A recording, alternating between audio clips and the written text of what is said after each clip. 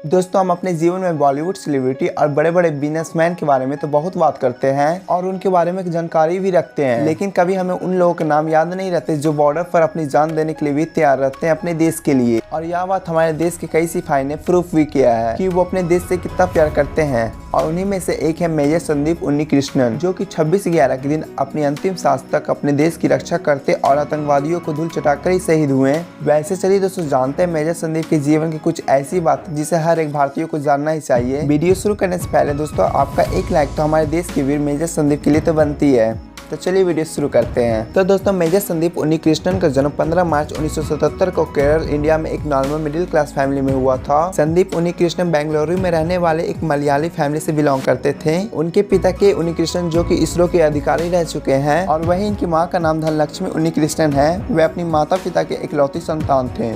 वैसे इन्होंने अपनी स्कूल की पढ़ाई बेंगलुरु के फ्रैंक एंथोनी पब्लिक स्कूल से अपनी स्कूल की पढ़ाई कंप्लीट की। वैसे संदीप अपने स्कूल लाइफ में सोच लिए थे कि वो भी बड़े होकर एक आर्मी बनेंगे, क्योंकि इनका देश के प्रति इतना प्रेम और लगाव था जिसका कोई जवाब नहीं। इसलिए इन्होंने साल 1995 में साइंस स्ट्रीम के ISC से अपनी 12th तक की पढ़ाई कंप्लीट की, और फिर जिसके बाद इन्होंने NDA यानी कि नेशनल डिफेंस एकेडमी की एग्जाम दिए, और वो इसमें एक बार में ही पास हो गए, क्योंकि ये जल्द से जल्द अपने देश की सेवा करना चाहते थे और अपने देश के लिए कुछ भी करने के लिए तैयार थे। इसलिए इन्होंने मात्र एक बार में ही NDA क्लियर कर लिए। NDA क्लियर कर लेने के बाद इनका सिलेक्शन NDA के 94th कोर्स के लिए हुआ, जो कि नंबर 4 बटालियन का हिस्सा था। NDA में 3 साल की और IMA में 1 साल की ट्रेनिंग खत्म करने के बाद 12 जून 1999 को इन्हें बिहार रेजिमेंट इन्फेंट्री के 7वें बटालियन में लेफ्टिनेंट के पद पर नियुक्त किया। फिर 4 सालों के बाद उनको वॉक करने का मौका मिला, जिसका सपना हर एक इंडियन आर्मी देखता है। इन्हें 1999 के कारगिल युद्ध में इन्हें लड़ने का मौका मिला, जहां पर यह दुश्मनों की मार के धज्जियां उड़ा दी और कारगिल युद्ध को जीतने में अपनी एक महत्वपूर्ण भूमिका निभाई। फिर कारगिल युद्ध के बाद ही इन्हें कैप्टन और 13 जून 2005 को इन्हें मेजर रैंक पर प्रमोट किया गया। वैसे अपने घातक कोर्स के दौरान उन्होंने यह कोर्स टॉप किया था। वैसे घातक कोर्स भारतीय सेना की सबसे कठिन और डिफिकल्ट कोर्स में से एक है,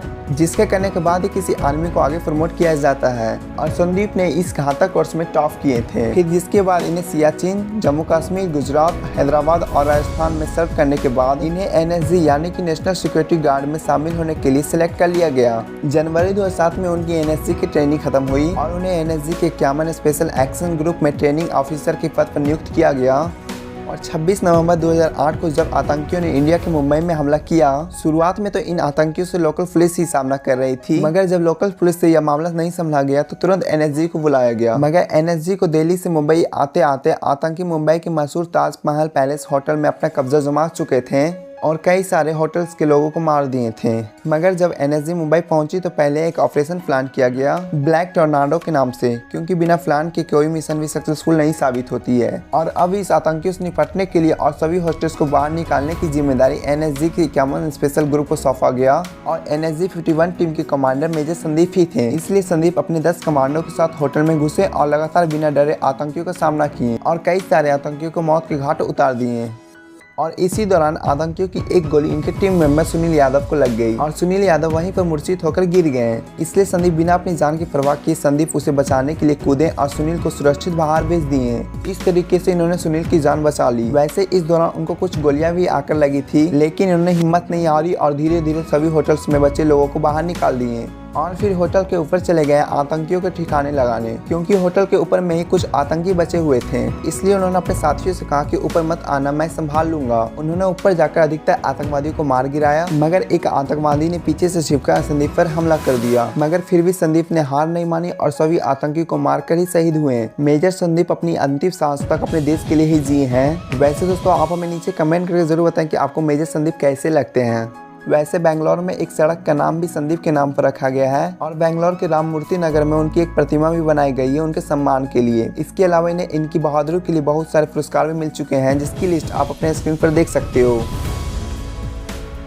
तो चलिए दोस्तों, अब मिल लेते हैं मेजर संदीप के फैमिली से। तो मेजर संदीप के फादर का नाम है के उन्नीकृष्णन और वह इनकी माँ का नाम है धनलक्ष्मी उन्नीकृष्णन।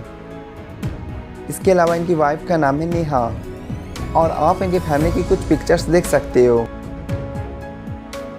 वैसे दोस्तों, अगर बात करें मेजर संदीप उन्नीकृष्णन के हाउस की तो मेजर संदीप अपने पूरे फैमिली के साथ बेंगलोर केरला में रहते थे और आप इनके घर की कुछ पिक्चर्स देख सकते हो। तो दोस्तों याद थी भारत के वीर मेजर संदीप से जुड़ी कुछ बातें और इनकी पूरी लाइफ स्टोरी वीडियो। वैसे दोस्तों अगर वीडियो पसंद आए तो कर दे इस वीडियो को शेयर, क्योंकि हमारे देश के इस वीर के बारे में सभी को पता होना चाहिए। और साथ में ऐसे ही लाइफ स्टोरी वीडियो देखने के लिए इस चैनल को कर दे सब्सक्राइब। तो चलिए दोस्तों अब मिलते हैं आपसे अगले वीडियो में।